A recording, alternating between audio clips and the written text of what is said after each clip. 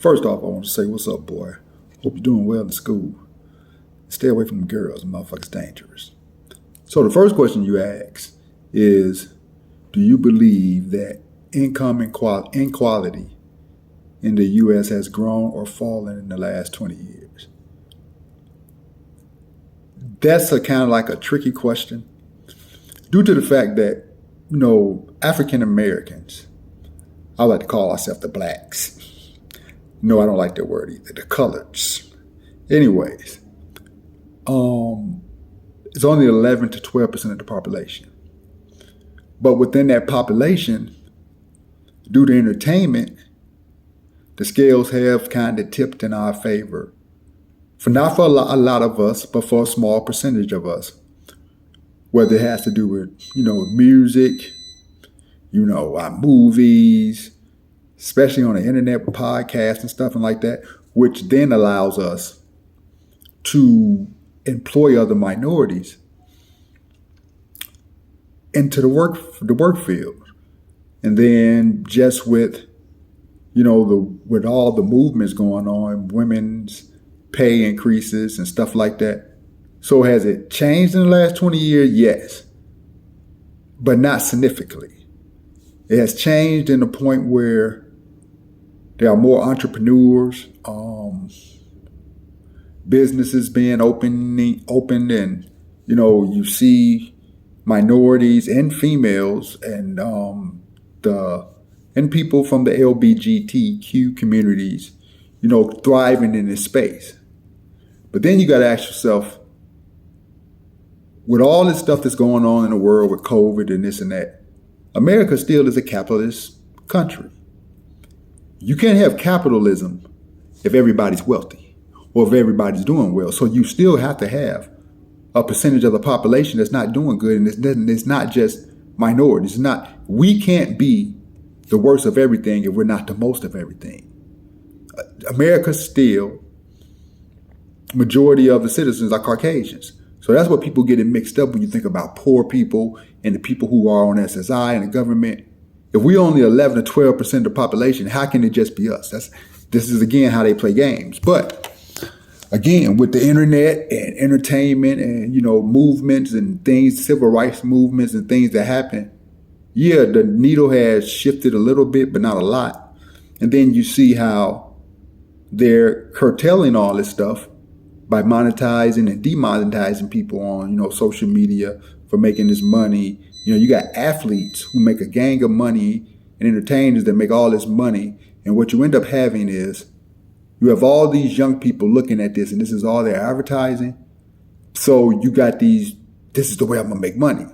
But what people fail to realize is that percentage only is like 1 or 2% of that group. So if everybody's striving to do that, it's not going to happen. And then where do they leave people? In poverty and less money because they don't make it. It's only 700 jobs in the NBA.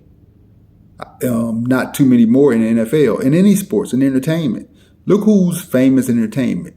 I'm not going to go all niggas, that's not what you asked me. But that's how I was explaining it. So if you look around and you pay attention to what inequality is, that's how you do it, but it's a tricky slope. So has it moved in the last 20 years? I would say yes, but it hasn't been significant enough to make a change. And especially with COVID and all this other stuff that has happened recently, which has pushed us back as a whole, and including as a country.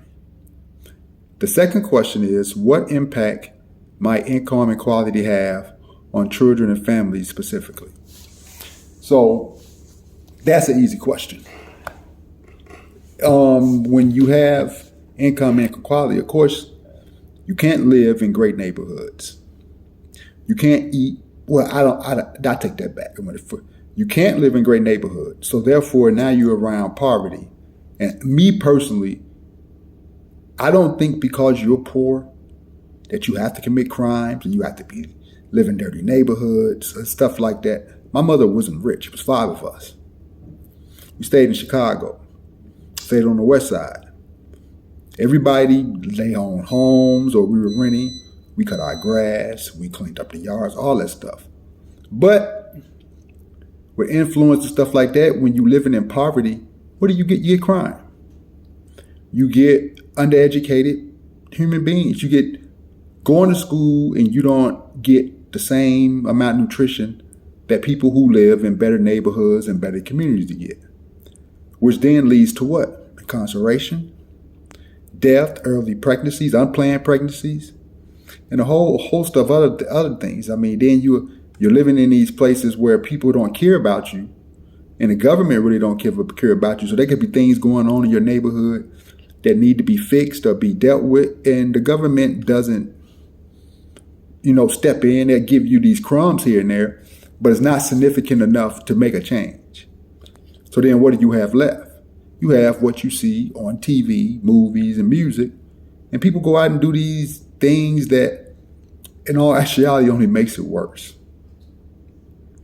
So it has a huge effect on the families. And then when it comes to like mothers and fathers, even if the mother and father are in the home, if both of them have to work extra hard all long, they don't have time all day long, they don't have time to spend with their kids, help them with their homework, take them to sporting events. Now you have soccer moms. If you go out and look at soccer moms, most of those moms are Caucasian. Why? Because they can stay at home and go to these games and take care of the kids and tend to their needs. So you have that when it comes to what inequality does. But again, also being poor and looking at inequality is a mindset. Me coming from a person, this is just some extra shit I'm giving you. From a person being able to walk and should really have and saying that, well, you be able to walk and move around and have the world at your feet, however you want to say, and then being able to lose that and then I obtain a disability. Now I'm in a whole other community where we get discriminated against more than anybody, and any people with disabilities far out. We get discriminated against more than anybody in this whole country in the world. But people don't talk about that. But again, that's how income inequality affects, families. I mean, kids not being able to, wear or get the things that society deems as, cool and whatever. So then you go to school and you got other kids poking fun at you and stuff like that.